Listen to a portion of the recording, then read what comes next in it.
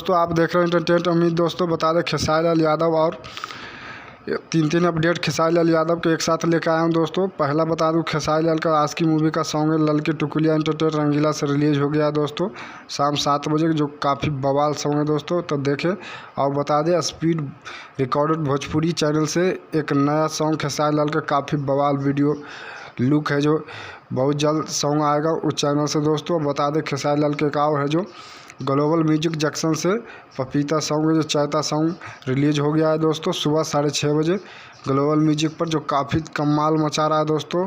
तो आप लोग देखें, एक साथ 2 सॉन्ग आज रिलीज हुआ दोस्तों, तीसरा जो आने वाला है स्पीड रिकॉर्डेड भोजपुरी से।